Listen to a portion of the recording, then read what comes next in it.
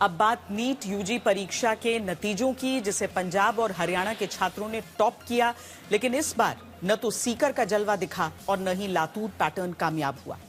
अब सवाल पूछा जा रहा है कि कोचिंग के जिन दो बड़े हब के तार पेपर लीक से जुड़ते मिले, वहां इस बार रिजल्ट खराब क्यों आया? नीट के कुल 720 नंबर में से 500 तक नंबर हासिल करने वाले छात्रों की सूची में सीकर देश के दूसरे हिस्सों से बहुत आगे था। फिर इस बार क्या हुआ? 3 मई वाला तो एक रिजल्ट सस्पेंस रिजल्ट हो गया, मतलब उसको तो पता ही नहीं था कि ओवरऑल रिजल्ट तो क्या रहेगा क्या नहीं रहेगा।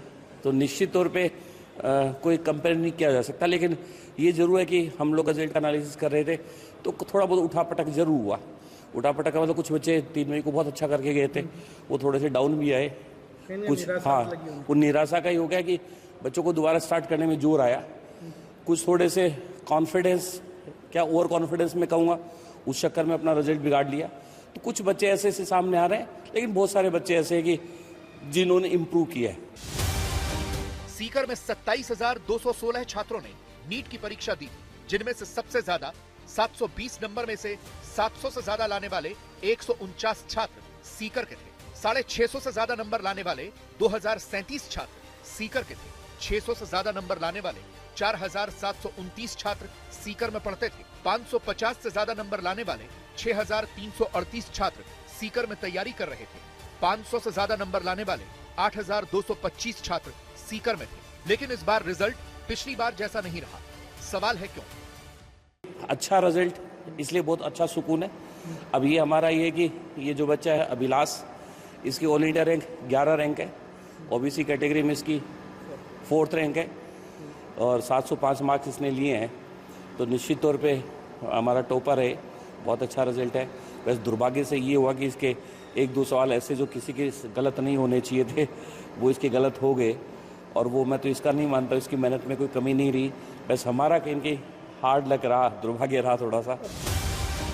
पहले सीकर के कोचिंग सेंटर में जहां बच्चों के नीट एग्जाम में 700 से ऊपर अंक लाने की होड़ मची रहती थी, लेकिन आज उन छात्रों की संख्या बुरी तरह से घट गई है।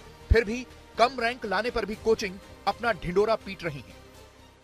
3 मई को पेपर था, पेपर इजी था, तो पेपर हार्ड हुआ तो लोग पेपर हार्ड हो तो कट ऑफ नीचे आ जाएगी।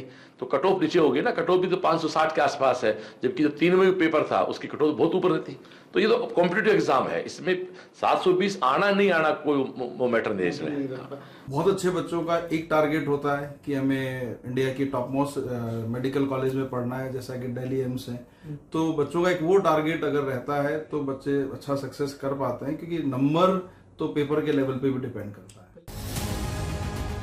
सीकर मॉडल की तरह इस बार लातूर पैटर्न भी पस्त होता दिख रहा है, जो नीट परीक्षा की तैयारी के लिए देश में दूसरा सबसे बड़ा हब माना जाता है।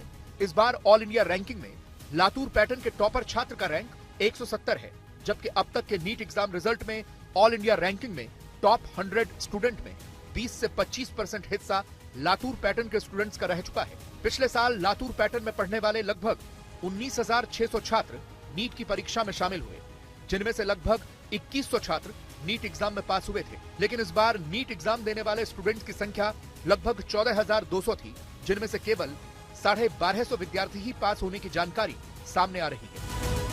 महाराष्ट्र में नीट पैटर्न में पास होने वाले हर 5 छात्र के पीछे एक छात्र लातूर पैटर्न में पढ़ा हुआ होता था।